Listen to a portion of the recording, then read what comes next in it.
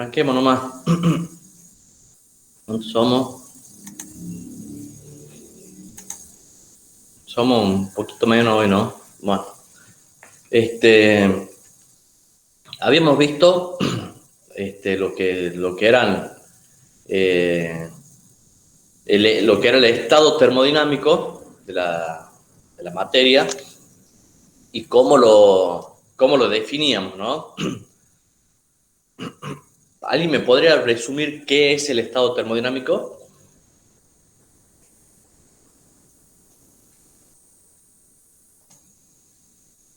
Vamos, alguno que se anime. Cortito nomás. Es el que abarca también, o sea, el estado térmico, químico y hay uno más que no me acuerdo. Claro, Me- eso es Mecánico. el equilibrio. El equilibrio termodinámico abarca el equilibrio térmico, el equilibrio mecánico y el equilibrio químico. Pero le pregunto por el estado, ¿qué es el estado termodinámico y cómo lo define?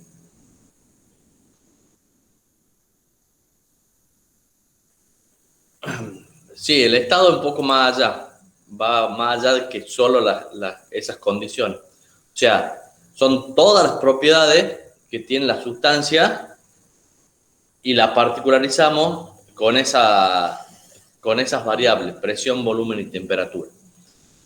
Pero está, a ver, intuitivamente han dicho las dos cosas por separado, pero están muy relacionadas. El estado termodinámico de la materia está definido en situaciones de equilibrio, digamos. O sea, el estado de la materia está definido en estados de equilibrio termodinámico. Entonces, eh, la materia, para poder definir el conjunto de todas las propiedades que tiene, para una determinada condiciones, nosotros decimos, bueno, definimos esas condiciones por medio de esas tres variables, presión, volumen y temperatura. Y con esas variables hemos definido todas las propiedades que tiene el estado, si nosotros conocemos, por ejemplo, la superficie de estado, digamos, o sea, podemos mover esas variables y vamos a tener todas las propiedades de la materia para distintas condiciones de presión, volumen y temperatura. O sea, para las distintas posibles combinaciones de presión, volumen y temperatura.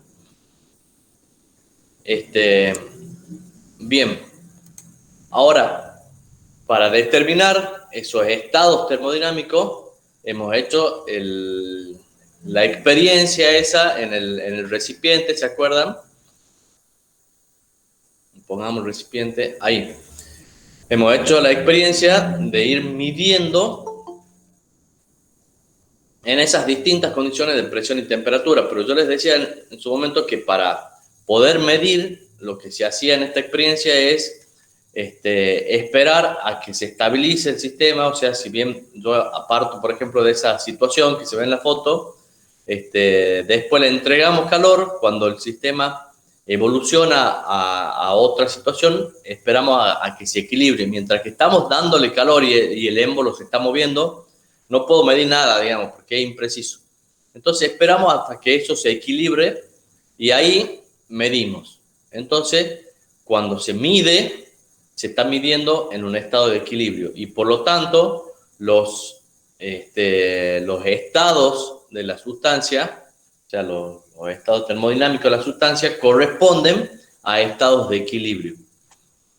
Bien, ahora, ¿qué pasa si nosotros hemos llegado a que el pistón esté acá en esta posición, acá arriba, supongamos que casi antes de salir del cilindro, lo dejamos ahí con la misma pesa sin modificar nada y después esto se enfría y vuelve a esta posición. Cuando yo mida de nuevo en esta posición, voy a medir las mismas variables. Entonces, si yo hago eso con cualquier sustancia, cada vez que mida en una situación, en una condición, el estado termodinámico, después puedo modificarlo las veces que quiera y cuando vuelva al mismo punto voy a tener las mismas propiedades. Por ejemplo, si estoy acá en la superficie esta de estado, vamos a poner la otra que por ahí es más fácil de seguir. Por ejemplo, si estoy en este punto acá, donde tengo el cursor, ¿lo ven ustedes al cursor? Bien, supongamos ahí donde se cruzan las líneas, por dar un ejemplo cualquiera. Si estoy en ese punto y empiezo a calentar, bueno, ya hemos visto esto, supongamos que estamos a presión constante, va aumentando la temperatura, después sigue esta línea así, esta línea de presión constante, supongamos que llegue a este punto. Bueno, he pasado de sólido, ha pasado en un momento por líquido más sólido, después líquido y acá llegaba vapor. En esta zona ya tenemos vapor. Y ahora enfriamos.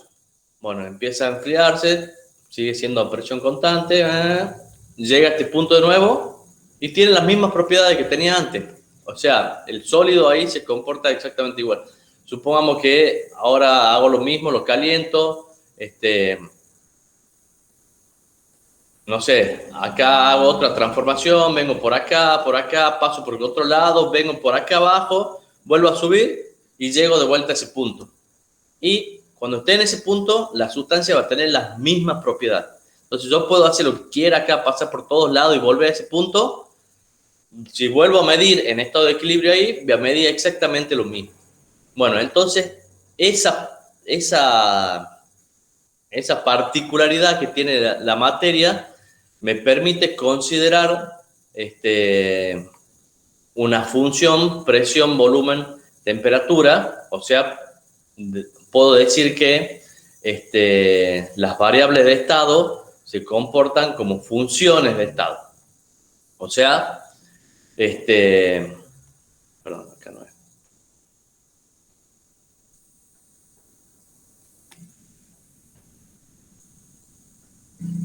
Ese comportamiento que le decía de la sustancia, matemáticamente, digamos, podemos decir que significa que sus derivadas parciales, o sea, es una función exacta, digamos.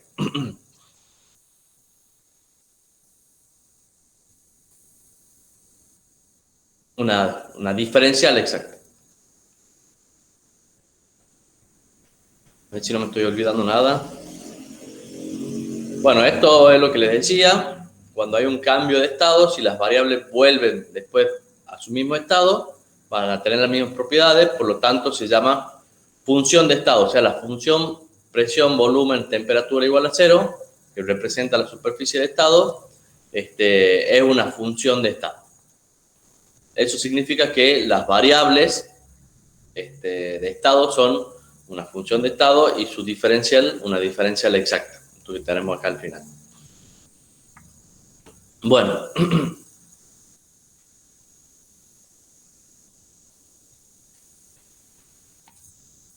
Supongamos que nosotros tenemos este sistemita y nosotros, esto tiene una cierta presión, fíjense acá tiene un volumen inicial y una presión inicial y estamos en el estado 1. Supongamos que nosotros lo estamos sosteniendo el émbolo ahí para que esté en esa posición. Si lo suelto, la presión que hay en el gas, digamos, que actúa sobre el cilindro, va a hacer que sobre el émbolo, perdón, va a hacer que el émbolo se desplace. Y supongamos que se desplaza, si yo lo suelto, se desplaza hasta esta posición que está con línea de trazo. Todo este espacio va a quedar con el gas, o sea, el gas se va a expandir desde esta situación, desde este volumen inicial, hasta este volumen B2 final. Bien, va a ocupar todo ese volumen. Entonces yo ahí el émbolo lo sostengo ahí, yo he decidido que se expanda hasta ahí lo sostengo, supongamos, o sea, han equiparado las presiones con con la presión exterior, por lo tanto ha llegado hasta ahí, digamos. Sea como sea, yo lo mantengo quieto al émbolo en esa posición y mido. Entonces, en ese momento, como yo lo mantengo quieto, espero que se estabilice el sistema y mido. Entonces, fíjense que yo voy a tener como estados de equilibrio el punto 1 y el punto 2. Pero mientras que el émbolo se ha estado moviendo, he podido medir con exactitud. ¿Qué opinan? No, porque se estaba moviendo, entonces no me daba el tiempo para medir, digamos, y no se puede medir con exactitud. Entonces, fíjense que esta línea que está acá es una línea de alguna manera imaginaria, porque yo no sé si realmente los estados intermedios han seguido esa trayectoria. Por eso la dibujamos con línea de trazo. Yo lo que conozco exactamente, que medido, digamos, son el punto 1 y el punto 2. Bien. Ahora, yo podría definir con exactitud esa línea. ¿A alguien se le ocurre cómo se podría hacer?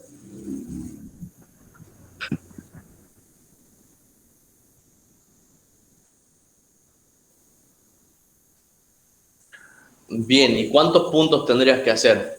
Infinito. Bien. Si hacemos muchos puntos, vamos a tener una idea aproximada de esta línea. Cuanto más puntos hagamos, más próxima va a ser esa línea, lo que sería a una línea llena, digamos. Y si hago infinitos puntos, esta línea se va a transformar en una línea llena. Si no, haciéndolo muy lento el proceso, creo que era. En física 3 lo vimos. También, o sea, si hago infinitos puntos, yo imagínense que para que el punto sea válido y yo pueda medir, tengo que esperar a que se estabilice el sistema, hasta que se equilibre el sistema. Entonces, cada vez que mueva esto, tengo que esperar. Entonces, si yo lo hago infinitamente lento, entonces ahí todos esos puntos van a estar, van a constituir una línea llena. Pero de todas maneras, ¿será lo mismo este proceso si lo hago infinitamente lento que si lo dejo evolucionar solo? ¿Qué opinan?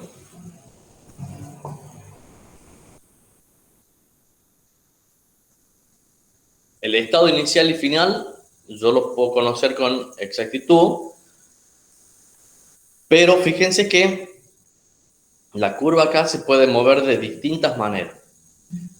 Si alguien dice que voy a hacer 3 puntos, el inicial, el final y uno en el medio, ese punto capaz que me da,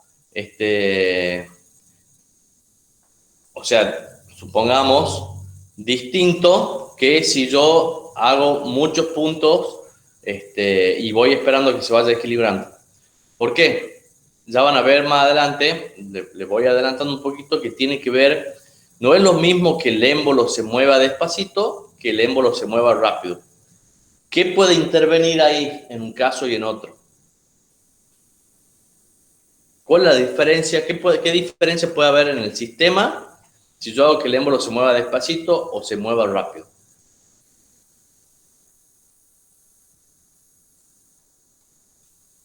Bueno, ahí están, me imagino que están todos sentados en una mesa, en un escritorio o algo así. Entonces pongan la mano en el escritorio, ponen la mano apoyada en el escritorio, hagan un poco de fuerza y muevanla despacito, así. Así de a poquito, arriba del escritorio.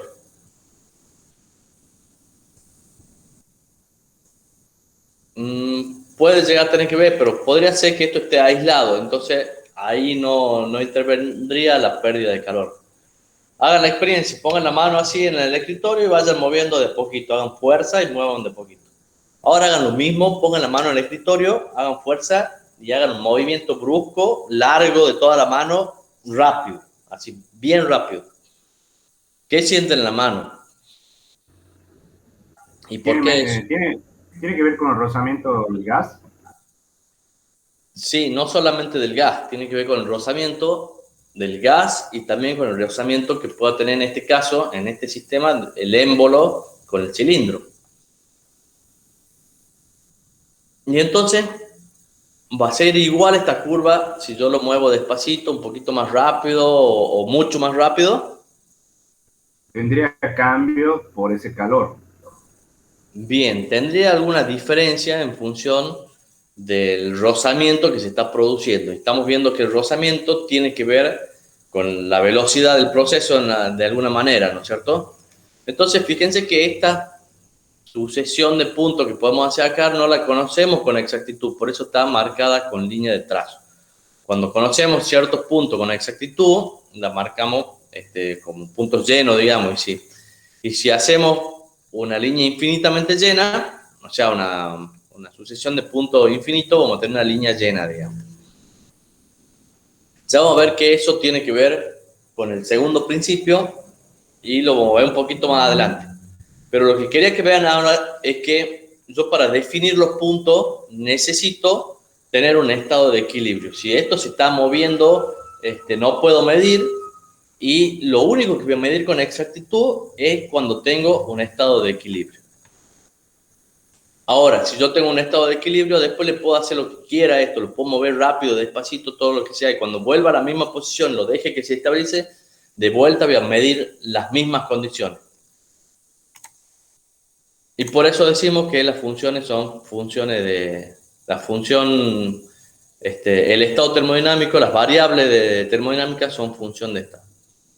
Bien, acá hemos visto un proceso, le llamamos proceso a esto, y vamos a ver que está relacionado con el cambio de estado. Entonces yo acá tengo un punto 1 que tiene un determinado estado termodinámico, y ya acá se ha producido un cambio de estado, pasado del estado 1 al estado 2.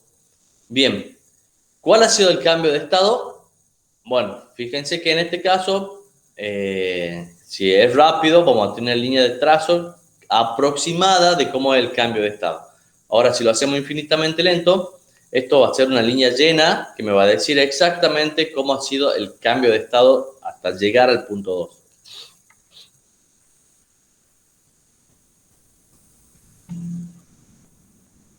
Bien, veamos cuál es la diferencia entre cambio de estado y proceso.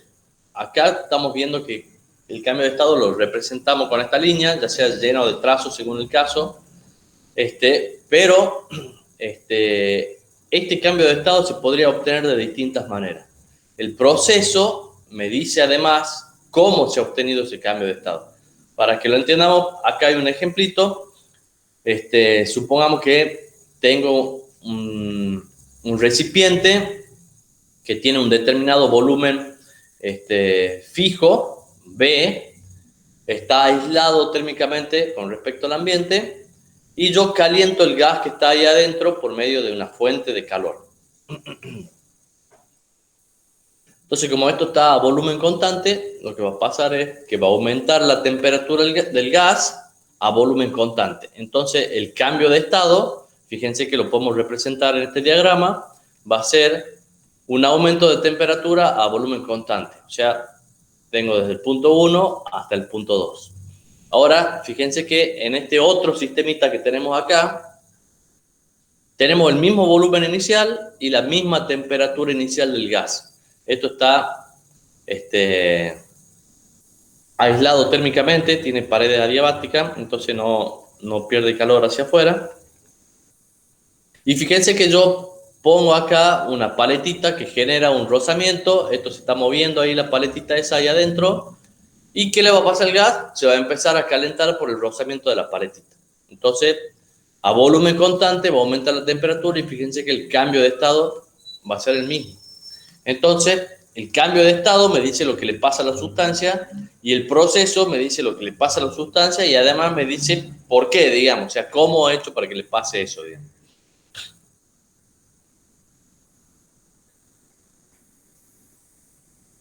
Bien, veamos qué son los procesos o los cambios de estados reversibles e irreversibles. Bueno, ¿qué se le ocurre por reversible? ¿Qué les dice la palabra reversible? Que puede volver al punto inicial.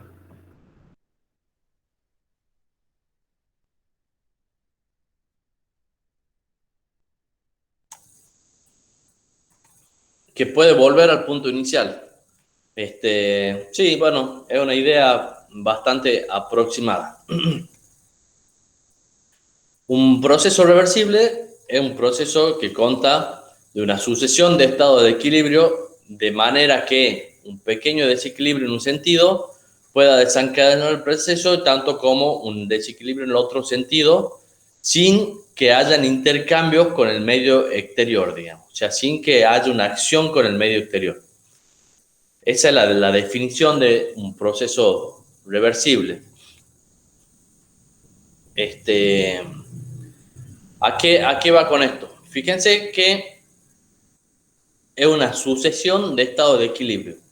Si yo tengo una sucesión de estados de equilibrio, estoy teniendo un cambio de estado, pero en el cual cada uno de esos estados a los que yo voy llegando, digamos, son estados de equilibrio. Y lo que agrega acá es que yo puedo generar un desequilibrio en un sentido y el proceso se va a dar en ese sentido. Si yo genero un desequilibrio en el otro sentido, se va a dar el proceso en el otro sentido indistintamente sin que haya una acción exterior, digamos. Entonces, fíjense, volvamos al ejemplito Supongamos que nosotros hacemos lo dejamos a esto que evolucione solo y va a pasar de esta posición a esta posición. Se va a mover con una cierta velocidad y me va a dar acá una línea aproximada de trazo. Ahora la pregunta es, si yo vuelvo, ahora llegó el punto 2, si vuelvo con el émbolo de 2 hasta 1, ¿voy a volver por el mismo camino? O sea, la línea esta va a ser igual pero al revés. ¿Por qué no?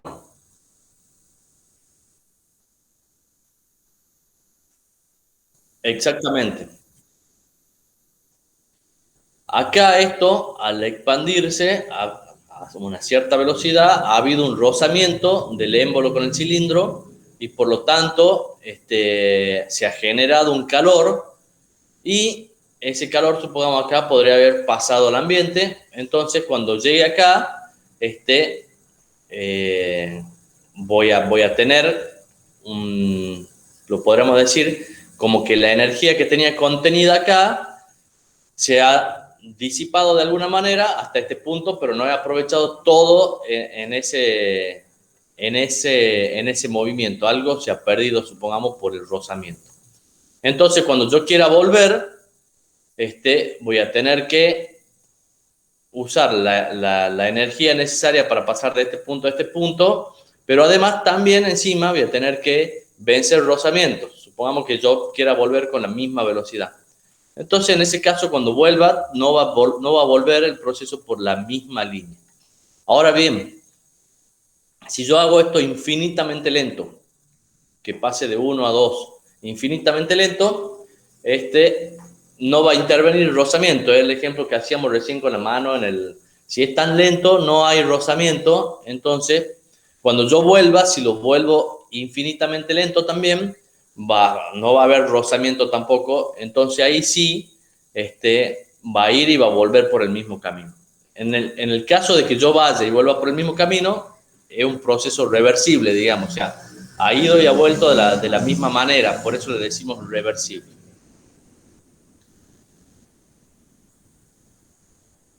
Bueno, y fíjense acá, esto está representando un proceso reversible. Puedo ir de 1 a 2 o de 2 a 1 indistintamente por medio de una línea Y. Bueno, así como hay algunos procesos reversibles, o sea, reversible, perfectamente reversible en la práctica no existe, es como una idealización. Pero hay procesos prácticamente reversibles como este que está aquí. Me dan 2 segunditos, ya sigo con ustedes.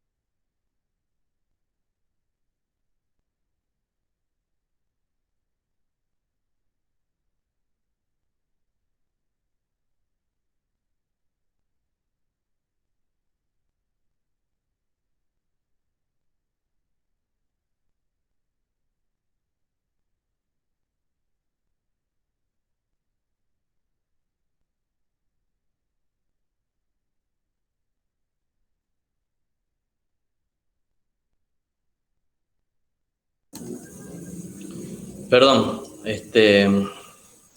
bueno, les decía que hay algunos procesos que son prácticamente reversibles. Fíjense, acá tenemos un ejemplo de un proceso que puede ir en un sentido o en otro indistintamente. Fíjense que ustedes tienen acá un recipiente, un cilindro con un émbolo que tiene adentro una sustancia que está a las condiciones de saturación. O sea, fíjense que acá tienen una fuente a temperatura constante, que es la temperatura de saturación. Entonces esto hace como de volante térmico, le llamemos. Y si nosotros ponemos acá una masa diferencial, lo que vamos a hacer es cambiar la presión correspondiente a la temperatura de saturación que tenemos acá, digamos. Y si yo aumento la presión y sigo manteniendo la temperatura, salgo de las condiciones de la saturación y fíjense que ahí esto va a condensar. O sea, la temperatura correspondiente a la saturación para la nueva presión es diferente que la temperatura que tiene el sistema. Por lo tanto, esto se condensa. Ahora, si yo le saco esa masa diferencial, vuelve a la presión correspondiente a la temperatura, o sea, vuelve a la presión que estaba antes, que es la presión correspondiente a la temperatura de saturación equivalente a la que tengo acá.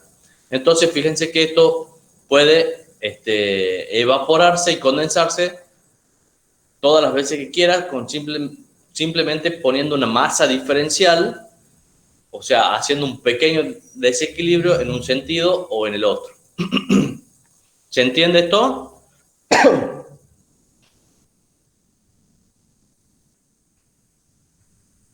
¿O no se entiende nada?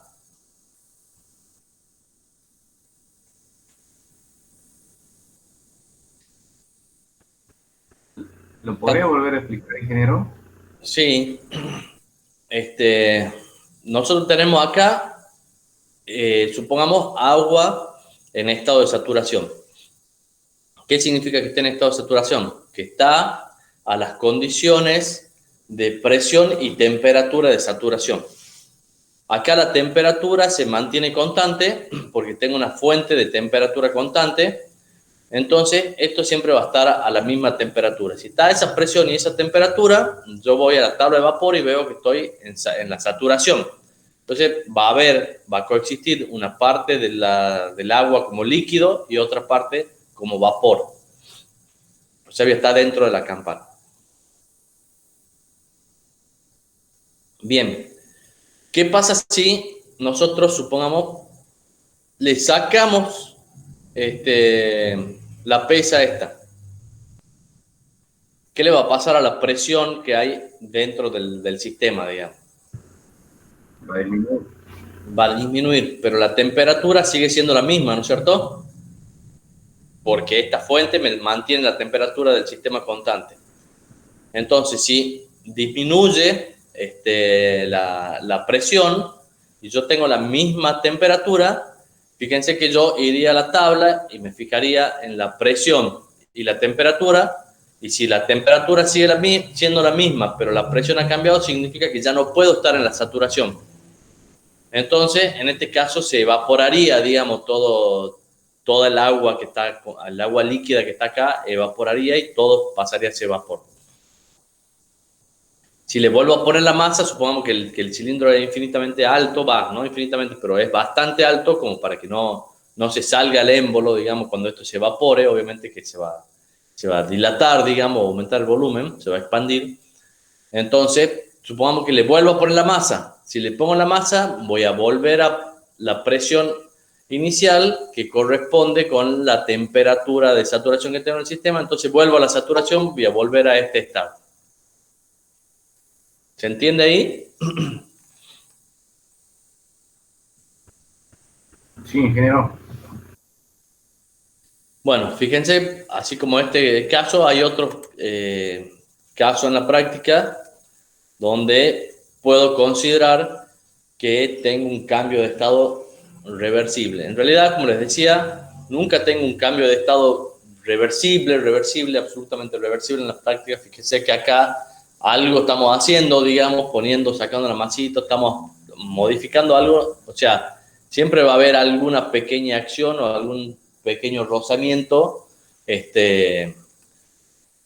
pero podemos acercarnos mucho a un proceso reversible. Hay algunos procesos que les llamamos cuasi estáticos, que son, bueno, esto viene de casi estático, o sea, son casi quietos, o sea, a velocidades muy chicas, digamos, que se comportan muy parecido a lo que es un proceso reversible. El caso, por ejemplo, de las máquinas émbolo o pistón, que tienen velocidades del émbolo mucho menores que la velocidad del sonido correspondiente a la sustancia que estamos trabajando. En ese caso, tenemos un comportamiento cuasi estático que va a tener un cambio de estado muy cercano a lo que sería un cambio de estado reversible. Fíjense en el caso que les digo de las máquinas de émbolo o pistón, si tengo velocidad de entre 15 y 20 metros por segundo, que es bastante normal tener eso, está bastante más abajo de lo que es la velocidad del sonido para el aire, supongamos, alrededor de 300 metros por segundo. Por lo tanto, se comporta prácticamente como reversible. O sea, hay casos en la práctica que son casi como reversibles. Y hay otros procesos que son naturalmente irreversibles, por más que lo haga muy despacio o tenga todos los cuidados, tratar de evitar los rozamientos, hacer todo súper pulido, lubricado, lo que sea, no hay forma de hacerlos reversibles. Esos son los procesos que naturalmente son irreversibles, y esos procesos son en general los procesos de igualación, o sea, igualación de presiones, de temperatura, son procesos naturalmente irreversibles. Veamos un ejemplo. Aquí tenemos dos recipientes que están conectados entre sí por medio de una tubería, y hay una válvula que impide o deja el paso de un fluido entre los dos recipientes, o sea, que los comunica o no a los recipientes. Supongamos que inicialmente tengo un recipiente a alta presión y del otro lado tengo uno a baja presión. ¿Qué les parece que va a pasar si abrimos la válvula?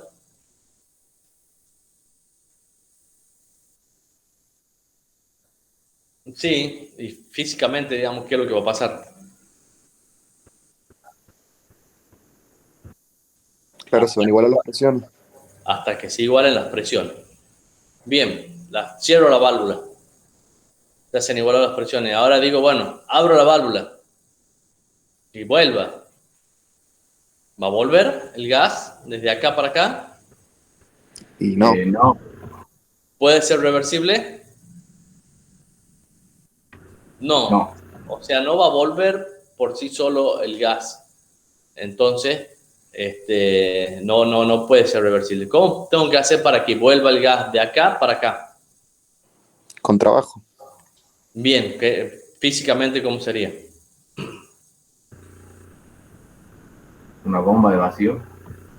Bien, podría poner acá un compresor, o sea, una máquina que podría ser, sí, la bomba de vacío me sirve para generar vacío, es lo mismo, el compresor y la bomba de vacío son el mismo equipo, digamos, se le llama de una forma o de la otra en función de lo que quiero obtener, pero sí, pondría una máquina acá en el medio, que le doy trabajo y hace un vacío acá y manda para acá, pero ahí es reversible.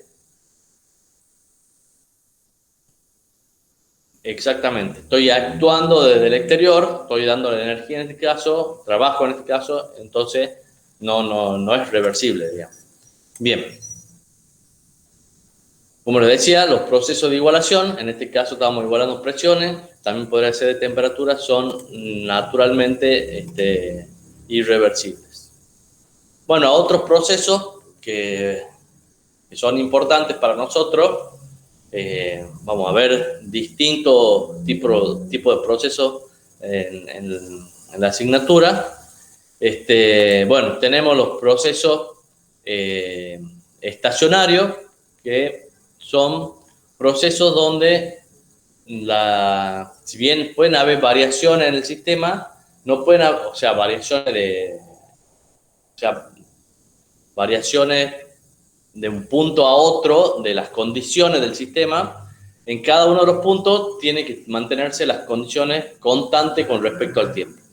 Entonces, fíjense que un sistema estacionario es un sistema que cumple con que la materia se mantiene constante en el tiempo, el intercambio de energía con el medio exterior también es constante, no varía con el tiempo. Las variables de estado en cada punto del sistema son constantes, y los cambios de estado son cuasi estáticos y los podemos representar en los diagramas de estado. Otros procesos que tenemos son procesos a presión constante o isobárico, proceso a volumen constante o isocórico o isométrico, proceso a temperatura constante, isotérmico, y proceso sin intercambio de calor, adiabático, o con intercambio de calor, diatérmico. Que bueno, eso ya hemos visto un poco. Bien, y de ahí tenemos los procesos cíclicos. Los procesos cíclicos son los procesos en los cuales la sustancia pasa por una sucesión de cambios de estado, pero vuelve al estado inicial en algún momento. Puede volverse a repetir y así sucesivamente. Entonces, si bien va cambiando el estado de la sustancia en las distintas zonas del sistema, cuando pasa por el mismo lugar, vuelve a tener las mismas condiciones. Fíjense que este es un ciclo directo o motriz, un ciclo que, si lo vemos en el PV, tiene, o sea, va en sentido horario, digamos. Este otro que está acá, en sentido antihorario, es un ciclo inverso u operatriz, y este otro es un ciclo mixto. Fíjense que tiene una parte que va en sentido horario y otra parte que va en sentido antihorario. Este es un ciclo mixto, digamos. Ya vamos a ver qué tienen que ver las áreas, digamos, pero fíjense que acá la parte que va en sentido horario tiene un área mayor que la parte que va en sentido antihorario, y eso nos dice que si yo hago la diferencia de esto se va a terminar comportando como un sistema motriz, digamos. O sea, la diferencia de área esta, si yo sumo, digamos, estas dos áreas, me va a quedar un área positiva, entonces netamente este sistema se va a comportar como motriz.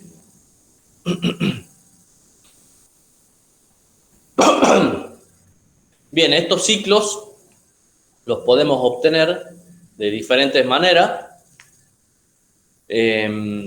Lo podemos obtener por medio de un sistema cerrado, o lo podemos obtener por medio de una sucesión, digamos, de sistemas abiertos. O sea, sistemas abiertos interconectados entre sí. Bien, fíjense, en un sistema cerrado yo podría darle trabajo a esto, o darle calor, o distintas situaciones, y repetir eso cíclicamente. O sea, no habría drama con eso. O sea, lo puedo hacer como yo quiera, digamos, al ciclo. O también puede ser en la sucesión de sistemas abiertos. Fíjense, por ejemplo, acá tenemos el ciclo de vapor, que es un ciclo que me sirve para transformar la energía de un combustible, por ejemplo, gas natural, supongamos, en energía eléctrica, por ejemplo. Fíjense, este sistema está constituido por una bomba, una caldera, una turbina y un condensador. Y la sustancia va recorriendo el sistema y va cambiando de estado, pero cada vez que pasa por el mismo lugar, vuelve a tener las mismas condiciones. Este sistema ya lo vamos a ver en detalle más adelante. Bueno, ¿cómo vamos hasta acá? ¿Se viene entendiendo esto? Sí. ¿Alguna duda? Ya pasamos a otro tema, así que si tienen duda de esto, consulten. Así ya seguimos con otro tema. Acuérdense de que esta materia es una materia que todos los temas van concatenados, digamos. O sea, lo que hemos visto ayer lo vamos a necesitar para lo que vamos a ver hoy, y lo que hemos visto ayer y hoy lo vamos a necesitar para lo que vamos a ver mañana, y así sucesivamente. Así que no se queden con dudas, porque después esas dudas va a hacer que les cueste más aprender lo que viene después. Entonces traten de ir sacándose todas las dudas. Bueno, no sé si... Sí.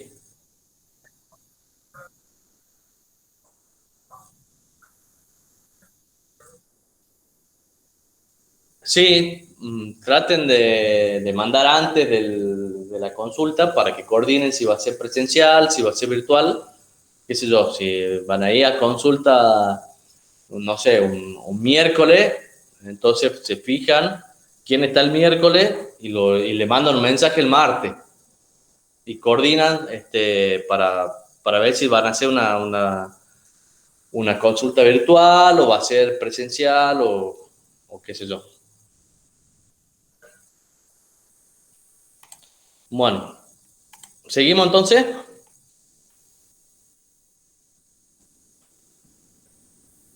Bueno, ahora vamos a empezar a ver el capítulo 3, la bolilla 3, que trata sobre el primer principio de la termodinámica. Hemos dicho que tenemos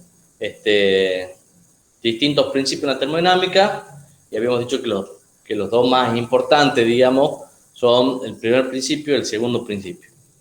Bueno, para para poder aplicar el primer principio, vamos a ver una serie de conceptos antes que nos van a ayudar después a poder utilizarlo al primer principio sin cometer errores, digamos. Bueno, vamos a ver cuáles son las formas de energía. Vamos a ver cómo lo aplicamos al primer principio, si tenemos sistema cerrado, sistema abierto, por qué, o sea, hacemos esa diferenciación. El primer principio vale para todos, pero nosotros lo subdividimos de esta manera para poder trabajar de una forma más fácil, pero el primer principio vale siempre, digamos. Y vamos a ver algunos conceptos más. Bueno,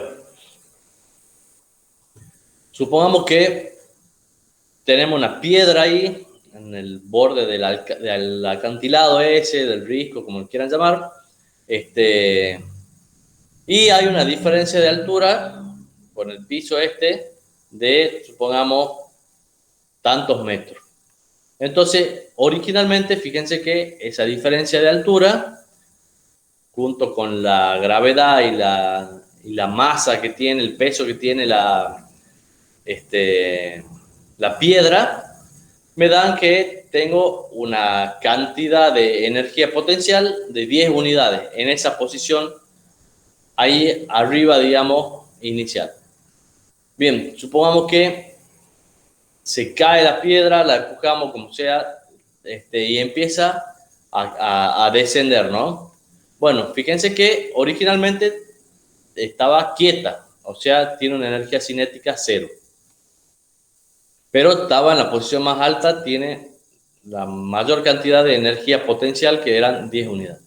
A medida que la piedra vaya descendiendo, fíjense que vamos a tener menos altura, por lo tanto tenemos menos energía potencial, pero la piedra se ha ido ganando velocidad, por lo tanto vamos a ir teniendo más energía cinética. Entonces fíjense, supongamos que estamos acá en esta posición, tengo una energía potencial de 7 unidades y la energía cinética va a ser de 3 unidades. Fíjense que la suma de las dos me da 10. Como acá también la suma de las dos me daba 10. Y cuando llegue acá prácticamente al piso, un instante antes de llegar al piso, voy a tener prácticamente 0 energía potencial y 10 unidades de energía cinética. Entonces fíjense que podríamos ir sumando las diferentes energías, o sea, la cinética y la potencial en cada posición, y siempre la suma de las dos me daría 10. Bueno, esta es una de las primeras observaciones del primer principio. En este caso, estaba hecha solamente con energía cinética y potencial, pero o sea, en sistemas más complejos hay que analizar más formas de energía, porque el primer principio es la conservación de la energía total, digamos, del sistema. Bien, entonces fíjense cómo esto es una primera observación del primer principio, y a medida que van considerándose sistemas más complejos, hay que tener en cuenta otras formas de energía. Acá simplemente se ha considerado la energía potencial de altura y la energía cinética.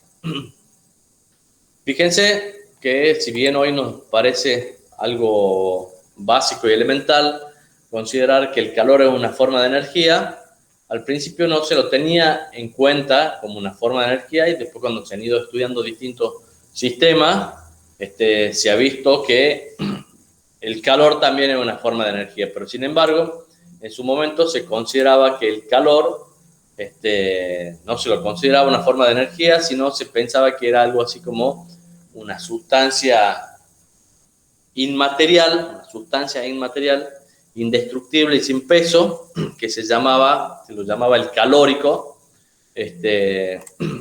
Pero bueno, hoy en día sabemos que el calor es una forma de energía, ¿no? Bien, entonces, como les decía, acá en este sistema intervienen básicamente dos formas de energía, pero siempre hay que considerar todas las formas de energía en el sistema para poder ver que se cumple el primer principio, Entonces, tenemos que conocer las distintas formas de energía. Bueno, la energía puede tener dos estados, o sea, puede estar de dos maneras posibles, digamos.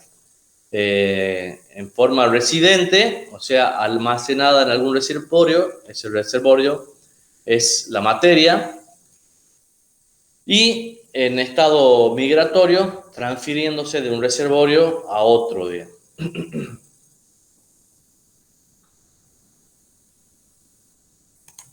Bien, esta pequeña definición después nos va a ayudar a la hora de resolver los problemas, el hecho de ver si la materia está almacenada o si está en tránsito, digamos, la energía, perdón, si la energía está almacenada o si está transfiriéndose, digamos. Bien, y de las formas de energía, tenemos energía potencial, que vamos a ver que puede ser energía potencial de altura o de presión, que vamos a ver qué tiene que ver con el trabajo de desplazamiento, trabajo de flujo o energía de desplazamiento, que se le llama también. Después tenemos la energía cinética, la energía interna, la entalpía, el calor. Podemos tener trabajo de expansión, trabajo técnico, trabajo de rozamiento, energía química, energía eléctrica.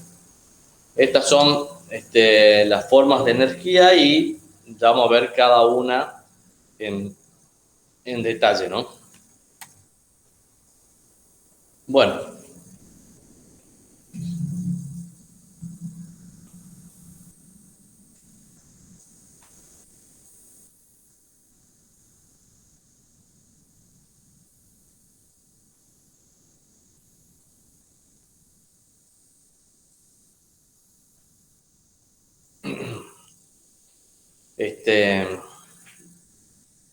quieren que hagamos un breve intervalo de 10 minutos.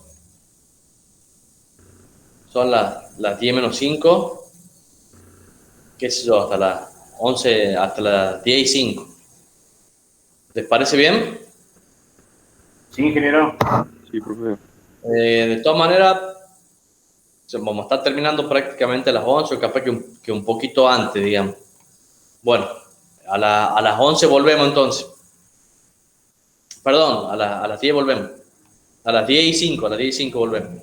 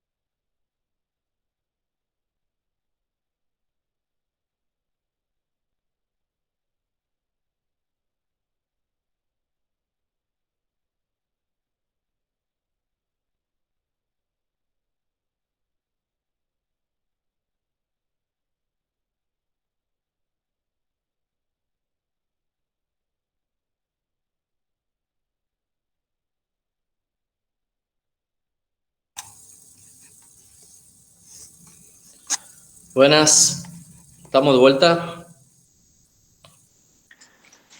Sí, profe. Sí, ingeniero. Bueno, entonces le decía que íbamos a ver las distintas formas de energía.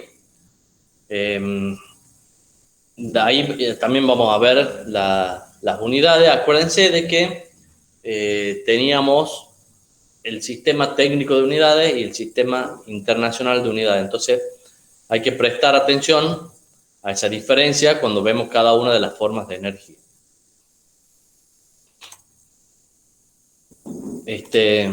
Bueno, supongamos que nosotros tenemos estos dos sistemitas que están acá. Podríamos decir que esos dos sistemas son, para la turbina son equivalentes, ¿no? Esto que tenemos acá abajo es una turbina, que es el equipo opuesto a lo que es una bomba, ¿no? Todos conocen una bomba, ¿no? Bueno, la turbina, la bomba lo que hace es, yo le entrego una energía, un trabajo, y me entrega un caudal de agua, digamos, me hace circular el agua. La turbina es al revés, o sea, yo tengo agua circulando y puedo aprovechar esa agua para hacer girar unas paletas y producir un trabajo. Básicamente, como si fuese un molino de agua, algo similar a un molino de agua. Bueno, entonces, fíjense, tenemos dos turbinas iguales que van a entregar el mismo trabajo. O sea, en este caso tenemos la misma presión que tenemos acá a la entrada de la turbina y las dos descargas están al mismo lugar, digamos. Entonces, estarían entregando el mismo trabajo. Ahora, fíjense que la presión que yo obtengo acá, presión 1 y presión 1, que acá vemos que son iguales en estos dos sistemas, está obtenida de maneras diferentes. En este caso, está obtenida por medio de una columna de líquido. Ya todos han hecho mecánica de los fluidos, entonces fíjense que acá tenemos una columna de líquido que es lo que me está dando la presión aquí. En cambio, en este otro caso, tengo un líquido que no tiene una diferencia considerable de altura con el punto 1, digamos, pero que tiene acá un recipiente a presión. O sea, con este émbolo y la masa le estoy dando presión al líquido para, en ese momento de la foto, digamos, los dos sistemas son equivalentes. Entonces podemos decir que la energía que tengo acá me va a generar el mismo efecto en la turbina que la que tengo acá. Por lo tanto, como cantidad de energía, puedo decir que tengo la misma acá en el fluido en este punto que en este fluido en este punto. Ahora bien, ¿la he obtenido de la misma manera? No. En este caso la obtengo por medio de una altura y en este caso por medio de una presión. Entonces de ahí viene la diferencia de lo que es la energía potencial de altura y la energía potencial de presión. Bueno, veamos la energía potencial de altura. Bueno, esto ya lo han visto en física y en mecánica de los fluidos. La energía potencial de altura va a ser la masa por la gravedad por la altura. Eso en el sistema internacional. Y en el sistema técnico va a ser el peso por la altura. Entonces, fíjense que esto es la energía potencial total, o sea, la energía potencial en términos de una variable absoluta, o sea, depende de la cantidad de materia. Pero nosotros habíamos visto que tenemos variables extensivas, variable intensiva y variable específica. Entonces, si esta variable es una variable extensiva que depende de la cantidad de materia, yo la puedo referir a la unidad de cantidad de materia y voy a tener una variable específica. Entonces, fíjense que puedo definir la energía potencial de altura específica, que va a ser la energía potencial de altura dividido en la cantidad de materia. Entonces, fíjense, la cantidad de materia en el sistema internacional es M, entonces M por G por H dividido en M me queda G por H. Entonces, en el sistema internacional, la energía potencial de altura específica es G por H. Y en el sistema técnico, la cantidad de materia es G, el peso, G mayúscula. Entonces, fíjense que G por H dividido en G me queda H. Entonces, en el sistema técnico, la energía potencial específica es H. Entonces, fíjense que si ustedes ven las unidades en el sistema internacional, la unidad de energía es el kilojoule. Entonces, la unidad de energía específica va a ser kilojoule por kilogramo. En el sistema técnico tenemos kilopon por metro y la energía específica va a ser kilopon por metro dividido en kilopon. Entonces, muchas veces uno habla de la energía potencial y dice 5 metros. O sea, si esto tiene 5 metros, eso, 5 metros de energía potencial, ¿qué opinan? O sea, debería decir 5 kilopon metro por kilopon. O sea, porque metro es una unidad de longitud, digamos. O sea, entonces, esa simplificación, en realidad estamos hablando de energía potencial. En ese caso que decimos 5 metros, estaríamos diciendo 5 kilopon metro por kilopon. Estaríamos simplificando el kilopon. Pero en realidad estamos hablando de una energía potencial específica. Bien, ¿se entiende esto o no? Ustedes cuando han usado en mecánica de los fluidos, han usado mucho la energía potencial en metros, digamos. Que en realidad es kilopon metro por kilopon.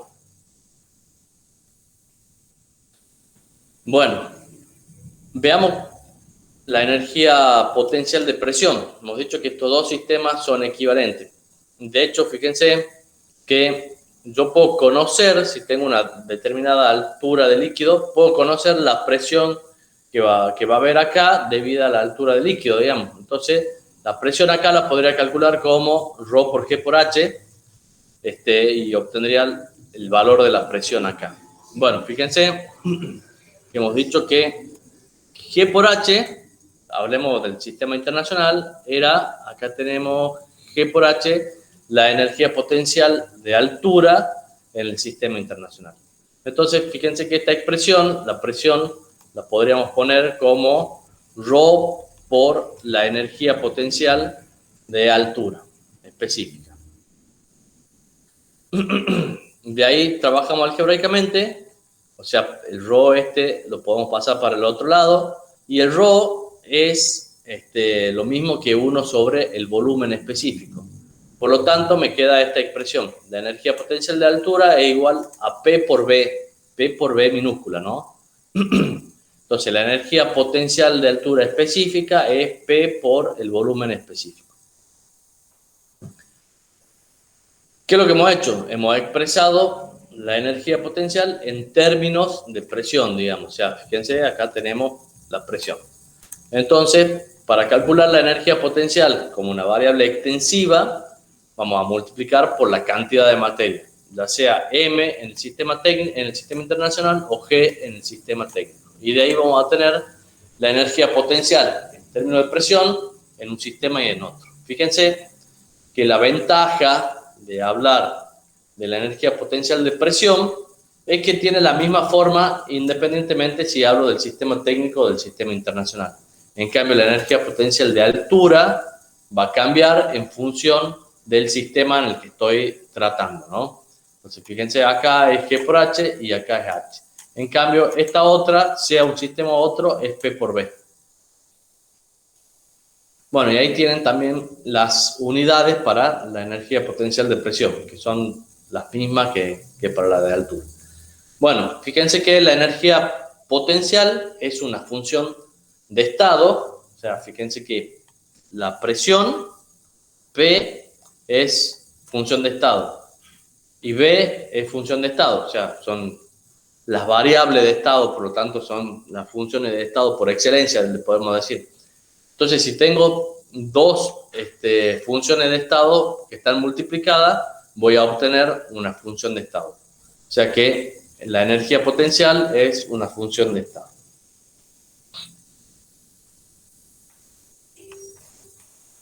Bueno, tenemos la energía cinética también, que ustedes ya la conocen de física. La energía cinética, según el sistema, va a ser mc² sobre 2, o en el sistema técnico, el peso sobre la gravedad por c² sobre 2. Bien, y si quiero expresar la energía cinética como una energía específica, voy a dividir en la cantidad de materia en cada caso y voy a tener la energía cinética específica. Fíjense, en el sistema internacional de unidades es c² sobre 2, mientras que en el sistema técnico es c² sobre 2g. Entonces, fíjense que acá tenemos que tener en cuenta esa diferencia según el sistema en el que estemos trabajando. Bueno, tanto la energía potencial como la energía cinética son funciones que dependen del estado del sistema, digamos, o sea, del estado externo del sistema. Bien, y a nosotros hemos visto también el estado interno de la materia. ¿Se acuerdan qué era el estado interno de la materia? ¿Alguien se acuerda qué era el estado interno? O simplemente estado, que le decíamos, o estado termodinámico. Bueno, hemos dicho que el estado termodinámico contempla el estado externo y el estado interno. El estado externo era el que estaba relacionado con la posición, velocidad, aceleración del sistema, y el estado interno estaba relacionado con las propiedades intrínsecas de la materia, y la definíamos con la presión, el volumen y la temperatura, que hemos dicho de alguna manera en algún momento que estaba relacionado con la energía que tenía la sustancia, digamos. Si yo tenía un estado de agregación sólido, infería que la materia estaba con una energía menor que si yo tenía un estado de vapor o de gas, digamos. Entonces, hemos dicho que hay una relación entre el estado de la materia y la energía que contiene la materia. Acuérdense que también que hemos visto que la materia es un reservorio de la energía. O sea, nos preguntamos ahora cuánta energía puede almacenar la materia. Y bueno, va a estar relacionado con el estado y intrínsecamente relacionado con el estado. Entonces, fíjense que de ahí definimos la energía interna como la energía que tiene la materia para cada uno de los estados termodinámicos. O sea, si hacemos una analogía con lo que decíamos recién, si yo tengo una sustancia en estado sólido, estamos diciendo que está conteniendo una cierta cantidad de energía. Si tengo la misma cantidad de sustancia en estado gaseoso, estamos diciendo que esa materia está conteniendo más energía. Bueno, ¿la podríamos medir esa energía? ¿Qué opinan? ¿Se puede conocer cuánta energía tiene la materia en cada uno de sus estados? Lo escucho.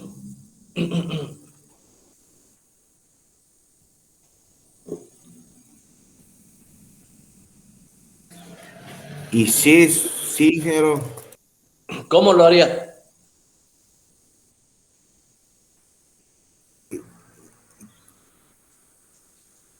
Y con el calor, el trabajo. Bueno, sí, puede ser. Bueno, la respuesta es sí y no. Las dos cosas. O sea, podrían haber respondido cualquiera de las dos y estaba bien. Sí se puede conocer la energía que tiene almacenada la materia, pero con respecto a un estado de referencia, le llamé. ¿Por qué? Porque yo no puedo llevar la materia a 0 grados Kelvin, a 0 Kelvin, porque, o sea, físicamente no se puede. Nosotros decimos que en 0 Kelvin la materia no tendría energía, digamos, o sea, tendría energía interna igual a 0. Entonces, ya lo vamos a ver más adelante a eso, ¿a qué nos referimos con eso? Con el tercer principio de la termodinámica. Pero bueno, a grandes rasgos, si yo voy enfriando sacando calor, estoy sacando la energía a la materia. A medida que le voy sacando calor, tiene menos energía acumulada, digamos, almacenada. O sea, intuitivamente podemos decir eso. Entonces, si yo le voy sacando energía, cuando llegue, en algún momento le voy a sacar toda la energía. Bueno, ¿cuándo va a ser ese momento en el que le saco toda la energía? Cuando llegue a cero Kelvin. Bien, entonces si yo tengo la sustancia a 0 Kelvin, podría empezar a entregar la energía y ver a las condiciones a las que llega con la energía que le voy entregando. Entonces yo mido la energía que le he entregado y veo la nueva condición, digamos, que alcanza la materia, el nuevo estado, y digo, en este estado ha almacenado tanta energía que la que le he entregado. Si le sigo entregando energía, bueno, para este otro estado ha almacenado tanta energía y así sucesivamente podría conocer la energía que tiene la materia. Pero el problema es que no puedo llegar a ese estado de cero energía entre comillas, ¿no? Entonces, lo que hacemos es lo mismo, pero suponiendo un estado de referencia al que le asignamos ese cero, entre comillas, de energía, digamos. O sea, es un cero para nuestro estado de referencia. Entonces, por ejemplo, yo puedo decir que el agua, cuando está en estado de saturación a una atmósfera, o sea, como líquido saturado, le puedo asignar que tiene una energía interna igual a cero. Entonces, yo agarro el agua, la empiezo a calentar y mido el calor que le doy y puedo conocer, supongamos que la caliento y la llevo hasta 100 grados a las condiciones de vapor y digo, bueno, cuando está como vapor saturado a esa misma presión, yo para llevarla desde agua hasta esas condiciones de vapor saturado le he dado tanta energía por unidad de masa, digamos. Entonces esa es la energía que ha quedado contenida. Pero sin embargo no hay que olvidarse que está referido a esa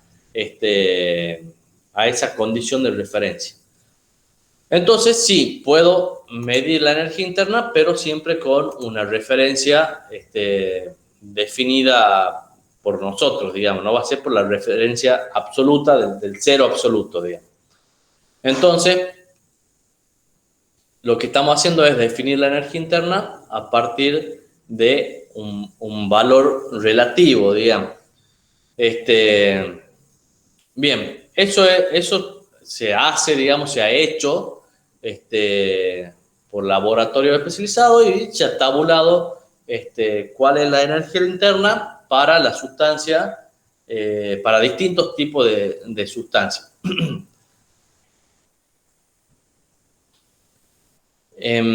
Fíjense que el hecho de no conocer el valor absoluto de la energía interna y sino calcularla a partir de un cero particular, digamos, a partir de una referencia, no tiene importancia. ¿Por qué? Porque en la práctica lo que nos termina importando son las diferencias de energía entre dos estados.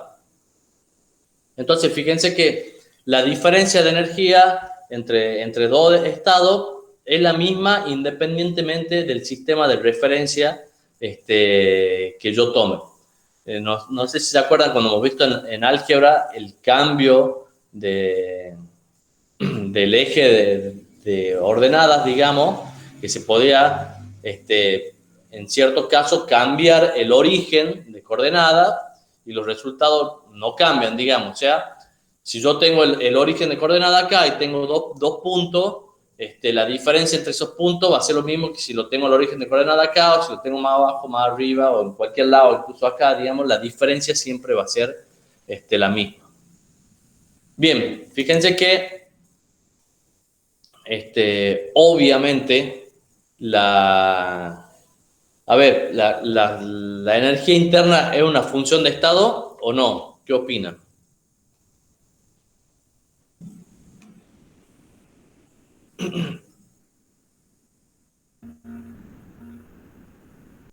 Cric, cric. ¿Qué opinan? ¿Era una función de estado la energía interna? No, ¿Quién depende dice de que las no? funciones de estado, creo, ¿o no? ¿Quién dice que no y quién dice que sí? O sea, si yo para un determinado estado termodinámico tengo una determinada energía interna, si lo llevo a otro estado termodinámico voy a tener otra energía interna. Pero si vuelvo al mismo estado anterior, voy a seguir teniendo la misma energía interna.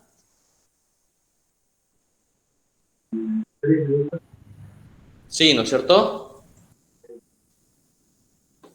Bueno, y ahí, con esa ayuda, ¿qué opinan? ¿Es una función de estado o no? Sí, sí, es función de estado. Sí, independiente del camino. Bien, es una función de estado, está bien. Este, la energía interna es justamente la energía que tiene la materia por estar en un determinado estado. Digamos, si cambio el estado va a tener otra energía, pero siempre que esté en el mismo estado va a tener la misma energía interna. Entonces, obviamente es una función de estado. Bueno, depende de la cantidad de materia.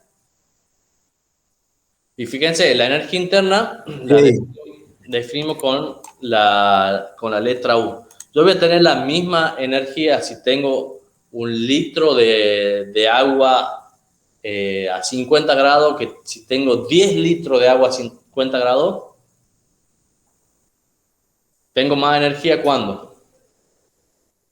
Cuando tenés más masa. Bien, entonces fíjense que la energía interna es una variable extensiva, depende de la cantidad de materia.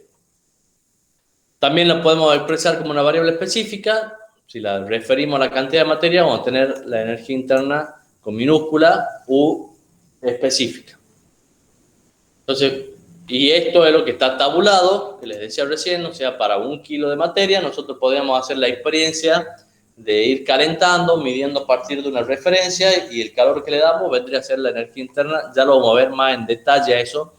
Por ahora nos quedamos con que la energía interna es la energía que tiene la materia almacenada, y eso hace que tengamos un estado energético de la materia. O sea, acuérdense cuando veíamos el estado de agregación que estaba relacionado con el estado energético. Bueno, la energía interna vendría a ser la suma de todas las energías que tiene interna la materia, o sea, por el movimiento de las moléculas, la vibración, la rotación, los choques internos entre las moléculas, etcétera.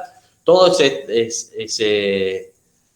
ese conjunto de energías intrínseco de la materia es lo que me da la energía interna, digamos. Bien, y fíjense que, como les decía, está tabulada la energía interna a partir de una cierta referencia. Por ejemplo, esta es una tabla para agua, entonces tenemos una tabla de vapor saturado acá, o sea, para la saturación, y fíjense que tenemos la energía interna U' de líquido saturado y U segunda o U2' de vapor saturado. Podemos entrar a la tabla ya sea con presión o con temperatura y obtenemos la energía interna con referencia. En este caso, las tablas de vapor generalmente están referidas a 0 grados de líquido saturado, a presión 0,6 kilopascal. Ese es el punto de referencia de esta tabla. Fíjense que acá está la referencia. ¿Cuándo vale 0 la energía interna? En esta condición de líquido saturado, donde tengo una temperatura de 0,01 grados centígrados. Bien, y en este caso tengo lo mismo entrando con la temperatura. En este otro caso tengo la energía interna del vapor sobrecalentado. Entro con la presión y la temperatura y obtengo, fíjense, U en esta columna, la energía interna para vapor sobrecalentado. Bien, entonces hemos dicho que tenemos energía potencial de altura, energía potencial de presión, energía interna, y ahora vamos a definir una nueva forma de energía que es la entalpía. La entalpía es una forma de energía que es la suma de dos energías. Perdón, denme un segundito.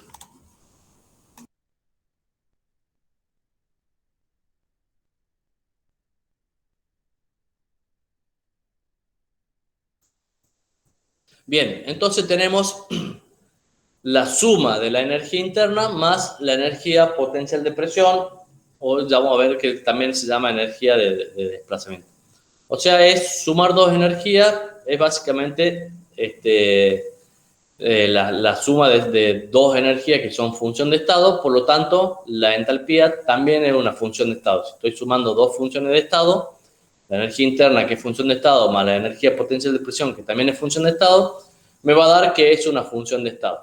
Ambas dos dependen de la cantidad de materia, por lo tanto, la entalpía también depende de la cantidad de materia. Entonces, puedo tener la entalpía como una variable extensiva y referirla a la cantidad de materia y voy a tener la entalpía específica.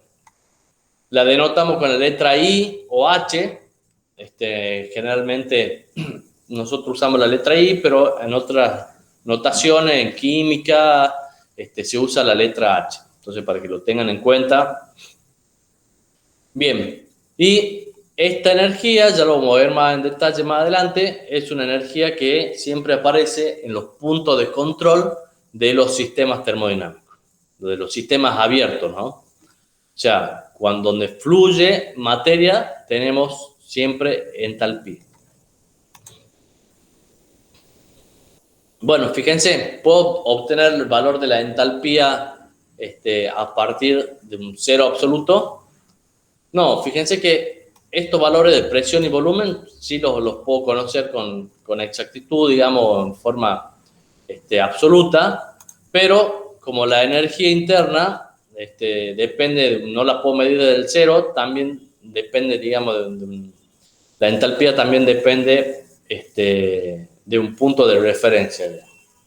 Entonces, de nuevo, si bien yo voy a necesitar definir una referencia para poder definir los valores de la entalpía, no me importa la referencia porque en la práctica lo que termina importando son las diferencias de entalpía. Entonces, como las diferencias de entalpía son independientes de la referencia que tome, entonces no tenemos problema con eso. Bueno, y fíjense que en las tablas de vapor también tienen la entalpía. Está tabulada la entalpía. Acá tienen en esta columna I', la entalpía del líquido saturado, y segunda, la entalpía de vapor saturado. Y después pueden ir a la tabla de sobrecalentado y tienen, bueno, acá figura como H, o podría ser I también, la entalpía de vapor sobrecalentado. Bien, y después tenemos otras formas de energía, como hemos dicho, el calor. Perdón, ¿ha quedado claro esto de la energía interna y de la entalpía? Sí, ingeniero. Sí, ingeniero. Bueno, veamos entonces el calor. Fíjense que estas formas de energía, la energía cinética, la energía interna, la entalpía, la energía potencial de presión, tienen que ver con la materia, con la cantidad de materia, con el estado de la materia. Pero ahora vamos a ver el calor. El calor es una forma de energía que siempre aparece en los límites de los sistemas, siempre atravesando superficie sólida, o sea, paredes materiales, y es una energía en tránsito. Siempre el calor es una energía, o sea, en movimiento, digamos. La energía interna, por ejemplo, es una energía en estado almacenada en un reservorio, que es la materia. En cambio, en estado residente, en cambio, el calor es una energía en tránsito, o sea, siempre está transfiriéndose. Cuando hay calor es porque es una energía que está en movimiento, no está almacenada, sino que está en movimiento. Para nosotros, eso es el calor. O sea, puede estar en los sistemas abiertos o en los sistemas cerrados y le decimos calor o directa o flujo de calor, es exactamente lo mismo, digamos. O sea, cuando estamos diciendo calor, estamos asumiendo para nosotros en termodinámica que hay un flujo de calor, o sea, es exactamente lo mismo. Es como una redundancia decir flujo de calor para nosotros. Bueno, entonces aparece a través de los límites reales, sólidos, de dos sistemas termodinámicos, diatérmanos, o sea que puede haber flujo de calor, y tiene que haber una diferencia de temperatura que es el potencial que hace que el calor fluya, digamos. Entonces, siempre va a ir desde la mayor temperatura hacia la menor temperatura. Bien, en cuanto al signo, fíjense que por convención definimos que el calor que yo le entrego a un sistema es calor positivo y el calor que saco de un sistema o que sale de un sistema es calor negativo. Si se quieren acordar como regla mnemotécnica, ¿qué les parece más fácil? ¿Entregar calor o sacar calor? Calor. Entregar calor es fácil, prendo el encendedor abajo de lo que quiero calentar y le estoy entregando calor. Si quiero sacar calor, es más complicado, tengo que buscar algo que esté más frío que eso para que me absorba el calor. Bueno, entonces vemos que entregar calor es más fácil, entonces como regla mnemotécnica, eso me sirve para acordarme que el calor que le doy al sistema es positivo. Bueno, acá tienen un pequeño resumen. Para nosotros, en termodinámica, el calor siempre atraviesa una pared sólida. La cantidad de materia nunca es poseedora o portadora de calor. El calor siempre atraviesa las paredes, digamos. O sea, si la materia tiene energía, es porque tiene energía interna o entalpía. Pero el calor no está relacionado con la cantidad de materia en este caso. O sea, el flujo de calor tiene que ver a través de las paredes de los límites reales de los sistemas. No es una función de estado de la materia, siempre es energía en tránsito, y para referenciarlo, para referirlo a la materia, definimos el calor unitario, que es el calor dividido en la cantidad de materia que tiene el sistema termodinámico. Pero acuérdense que no es una función de estado de la materia. Bien. Otras formas de energía puede ser, por ejemplo, el trabajo absoluto, que puede ser de expansión o de compresión. ¿Qué es el trabajo absoluto? El trabajo absoluto es el trabajo que realiza un gas cuando se expande, o puede ser el trabajo de compresión, el trabajo que le tengo que entregar a un gas para comprimir. Bien, fíjense, supongamos que tenemos un sistema cerrado donde tengo un gas en el sistema que está a una determinada presión y está soportado por un émbolo. Supongamos que lo estamos sosteniendo el émbolo. Nosotros queremos conocer cuánto es el trabajo que realiza ese gas cuando se expande hasta que este émbolo se desplace y las presiones del cilindro se iguale con la presión P0, que en este caso sería hasta que se expanda hasta el cero absoluto, digamos. O sea, hasta el vacío, digamos, absoluto. Entonces, fíjense que para medir eso, como esto va a ir evolucionando, o sea, va a ir moviéndose el émbolo, la presión va a ir cayendo a medida que el gas se vaya expandiendo. Fíjense que acá tenemos cómo sería el cambio de estado. Parto de una presión inicial y va disminuyendo hasta que llego a la presión esta final. Bien, yo quiero saber cuánto es el trabajo. Entonces, como la presión va cambiando, yo voy a hacer, el trabajo es fuerza por desplazamiento, pero la fuerza de presión, que es la presión por la superficie del émbolo, va a ir cambiando a medida que esto vaya evolucionando, porque la presión va disminuyendo. Entonces, para poder resolver eso, tendría que hacer una integral. Entonces, fíjense, la fuerza de presión es la presión por la superficie. Bien. Entonces, cuando el émbolo se desplace, el trabajo va a ser la fuerza de presión por la diferencial de desplazamiento. Acá tengo una carrera S, un desplazamiento S, le llamo diferencial de S al desplazamiento. Pero ahora bien, si yo tengo, despejo esto, voy a tener P por F por ds, pero F por ds, ¿qué es? La superficie por un desplazamiento. O sea, la superficie del émbolo por un desplazamiento me genera un volumen, digamos. Entonces, tengo un diferencial de volumen en vez de un diferencial de desplazamiento. Entonces, fíjense que el trabajo, la diferencial del trabajo que está realizando el gas en este sistema cerrado es P por dB. Entonces, esa es la cantidad de energía que me está entregando el gas cuando se expande. Si quiero saber a lo largo de toda la carrera, bueno, tengo que hacer la integral entre 1 y 2. Entonces, fíjense, si integramos, vamos a tener el trabajo absoluto, completo, le llamemos, va a ser la integral de P por dB. Bueno, este trabajo, acá está con mayúsculas, fíjense, que significa que es M por P por dB, o sea, tiene que ver con la cantidad de materia. Lo puedo poner en forma específica, lo divido en M, entonces me queda P por dB.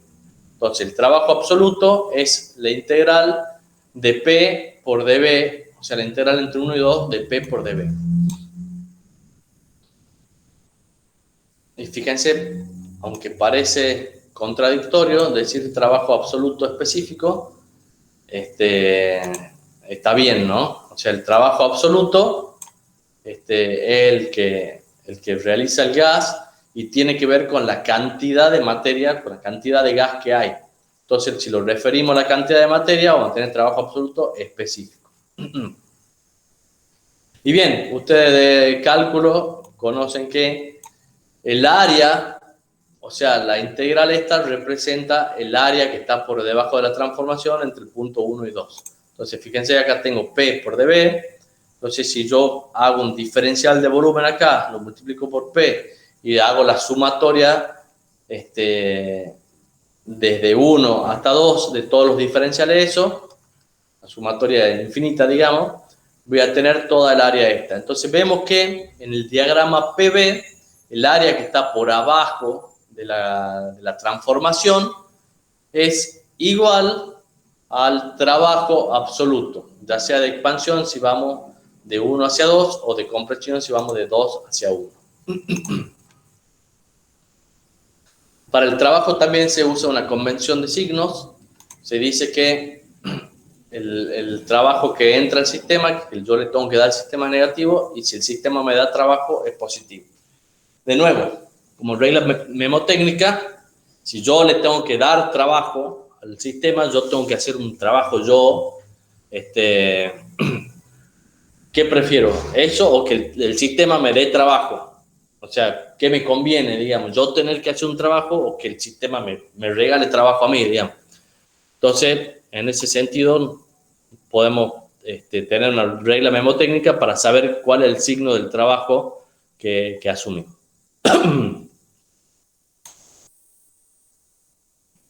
Bien, fíjense que este trabajo va a ser una función de estado.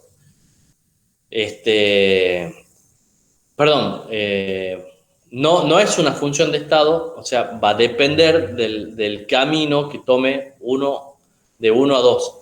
Fíjense que yo podría llegar a hacer que esto sea una función de estado, con lo que decíamos al principio. Si hago que esto sea infinitamente lento, entonces ahí esto va a ser una línea de trazo.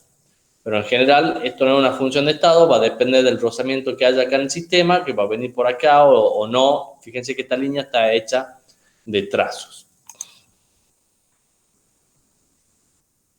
Bueno, Además podemos tener trabajo técnico. Fíjense que este que veíamos acá, el trabajo absoluto, el trabajo netamente que realiza el gas al expandirse. Pero además yo puedo obtener en el eje de una máquina, puedo tener, o en el vástago de una máquina, puedo tener trabajo por otra forma de energía que se transforman después en trabajo. Entonces, el trabajo que obtengo en el eje de una máquina, le llamo trabajo técnico o trabajo mecánico, y puede venir ya sea del trabajo absoluto o de cualquier otra forma de energía. Fíjense que el trabajo siempre se obtiene como el desplazamiento de un vástago, o sea, fuerza por desplazamiento, en este caso, o puede ser también un ángulo girado por un momento de giro, ¿no? Un momento de torsión en este caso.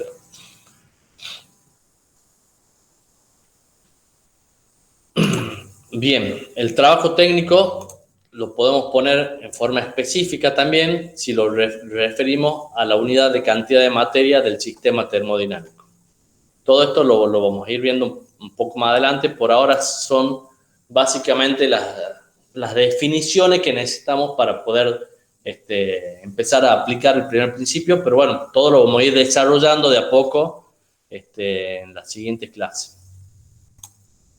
También podemos tener trabajo de rozamiento. Fíjense que el ejemplito ese que poníamos con la mano, o sea, yo estoy gastando la energía, si bien estoy aplicando una fuerza, estoy haciendo un desplazamiento, la fuerza aplicada va hacia abajo y el desplazamiento va en otro sentido, o sea que no estoy aprovechando un trabajo en ese caso, digamos. En ese caso se está generando un rozamiento, y bueno, está consumiendo de alguna manera un trabajo, entonces podemos hablar del trabajo de rozamiento. El trabajo de rozamiento es el trabajo necesario para vencer las pérdidas, o sea, para vencer la resistencia natural al cambio, digamos. O sea, para vencer el roce mecánico entre sólidos, o los esfuerzos tangentes en los fluidos viscosos, ¿no? Ese trabajo de rozamiento es una energía, y en general se transforma en calor, digamos. O sea, esa energía se transforma en el rozamiento, siempre se transforma en calor. Ese calor generado puede o quedar en el sistema o salir afuera del sistema, digamos. O sea, ese calor generado puede ser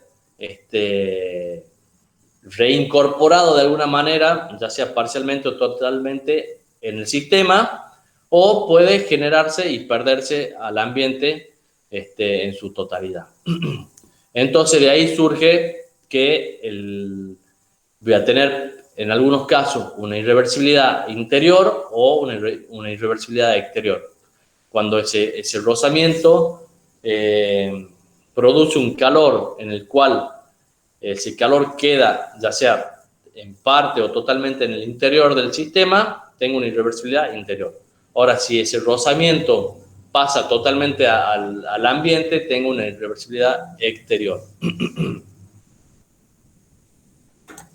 Y fíjense que en los procesos reversibles, hemos dicho que no había rozamiento, por lo tanto no hay trabajo de rozamiento y por lo tanto tampoco existe calor generado. Entonces, en los procesos reversibles, el trabajo de rozamiento es cero, el calor generado es cero. En los irreversibles tengo un calor generado y tengo un trabajo de rozamiento. Bueno, y después también tenemos la energía química, la energía nuclear. La energía nuclear es parte de la energía química, digamos, ¿no? Está diferenciada acá, pero bueno, es una de las formas de la energía química. Y después tenemos la energía eléctrica. Bueno, la energía química tiene que ver con la composición de la materia. O sea, por eso le pongo que acá está dividido en energía química y energía nuclear. Para nosotros la energía química va a estar referida al cambio de composición química de la materia, digamos. O sea, si cambian la composición molecular, digamos, de un sistema, entonces está habiendo energía química puesta en juego. Bueno, la energía nuclear puede ser la fisión o la fusión nuclear y tiene que ver cuando hay transformación de átomos más pesados en átomos más livianos o viceversa, digamos. Y por último tenemos la energía eléctrica, que es el trabajo que se produce por una diferencia de potenciales eléctricas y un flujo de electrones. Bueno, esas son todas las formas de energía.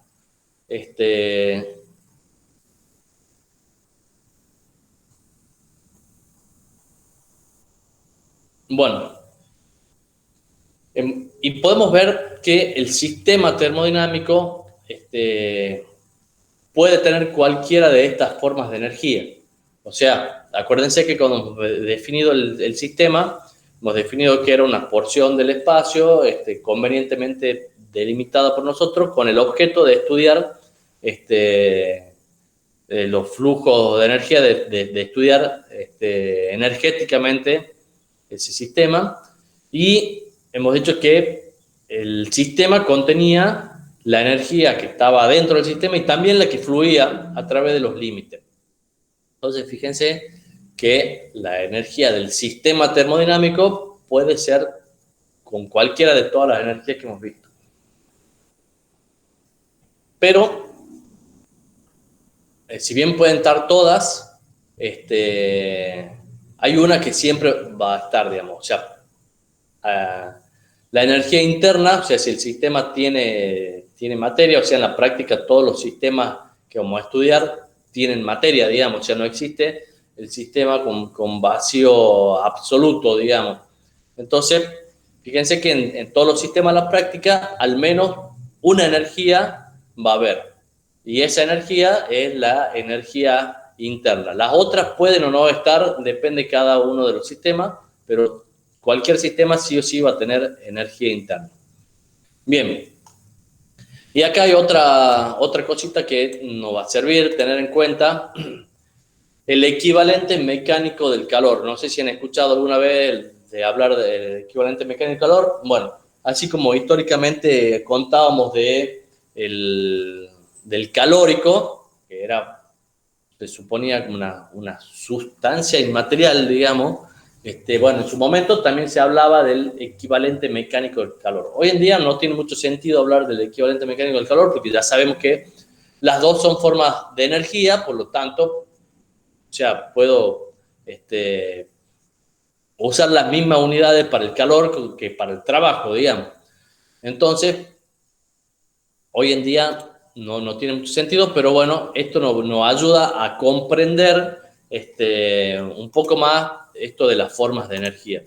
Entonces, ¿qué se definía como el equivalente mecánico del calor? Fíjense que yo puedo calcular cuánta energía mecánica de este sistema que pasa acá por rozamiento a calor, digamos. O sea, cuánto equivale el trabajo mecánico acá en calor. Porque antes se medía el calor en kilocaloría, estaba definido por medio de en caloría o kilocaloría, que era una unidad de energía que era una unidad para medir el calor, digamos, que está definida a partir del cambio de temperatura del agua, digamos. Es como decir, ¿cuánto calor recibe esto? Lo mido con la temperatura y el CP del agua. Tengo una cierta cantidad de agua, tengo un calor específico del agua, bueno, ¿cuánto cambia la temperatura? Tengo el calor que ha recibido esto. Fíjense que este es un recipiente que tiene agua, tiene paredes adiabáticas y tiene adentro una paletita que produce un rozamiento. Bueno, ¿cuánta energía le he entregado como energía mecánica para generar el rozamiento ese? Lo mido con la energía potencial de esto. Cuando se desplace esta masa, me va a dar una cierta energía que es la que ha pasado acá al agua, ¿no? Entonces, de esa manera podía ser el equivalente mecánico del calor, que es 427 kilopon por metro, igual a 1 kilocaloría. Es el equivalente mecánico del calor. Si lo queremos expresar en el sistema internacional, sería 4,18 kilojoule, igual a 1 kilocaloría. Ahora, fíjense que acá yo transformo trabajo en calor y la flecha va en un solo sentido. Desde el punto de vista físico, esto va en un solo sentido. Acá el igual vale en los dos sentidos, pero desde el punto de vista físico vale la flecha en un solo sentido. Desde el punto de vista matemático, la igualdad va en los dos sentidos. ¿Por qué está puesto así esto? Porque fíjense, ustedes pueden ahora con este sistema hacer que el agua se enfríe y esto gire al revés y me levante la pesa. Claro, no se puede. No se puede, por eso vemos que va en un solo sentido. O sea, yo transformo la energía mecánica en calor, pero no directamente acá, directamente. Pero no puedo transformar el calor en energía mecánica después. En realidad sí se puede, pero no directamente, o sea, tengo que actuar desde el exterior para poder lograrlo. Ya lo voy más adelante, pero bueno, por eso va en este sentido.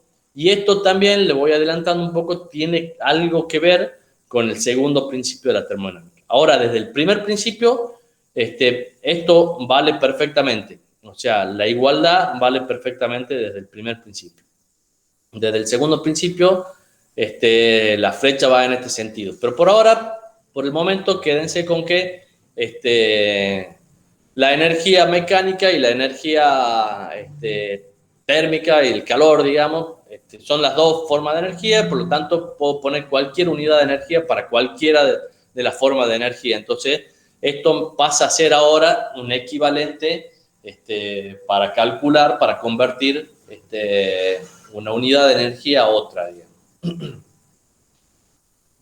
Bueno, y por último, ya para cerrar, fíjense que nosotros hemos definido lo que es el caudal o gasto y por otro lado tenemos la potencia. El caudal o gasto o el flujo de calor son, como nos dice la palabra flujos, o sea, están referidos al tiempo. Y la potencia también está referida al tiempo. Entonces, fíjense que nosotros acá podemos pasar la potencia a, con estas distintas formas, podemos tener el equivalente de la potencia expresada de distintas maneras en función del flujo o gasto y del trabajo específico. Entonces, fíjense, la potencia es trabajo por tiempo. Este trabajo es con mayúscula, ¿no? W mayúscula. Y delta de Z significa una variación de tiempo. Esa es la definición de potencia, trabajo por tiempo. Entonces, el trabajo específico es el trabajo referido a la cantidad de materia. Entonces, si yo multiplico, o sea, despejo esto aquí, fíjense que el trabajo es igual que la cantidad de materia por el trabajo específico. Y si yo divido ahora el trabajo específico, si divido el trabajo específico en el tiempo, voy a tener, si divido la cantidad de materia en el tiempo, voy a tener el flujo de materia. Entonces, fíjense que la potencia es igual al flujo por el trabajo específico. Entonces, esto también lo vamos a usar mucho para hacer los balances, para aplicar el primer principio. Bueno, y hasta acá llegamos hoy y el lunes seguimos con la aplicación ya del primer principio. O sea, hoy hemos visto todas las definiciones de las formas de energía, cómo calculamos, las unidades que tienen, etcétera. Y el lunes ya vamos a usar esto para ver el primer principio. Bueno, no sé si tienen alguna duda. ¿Quieren que reveamos algo de esto?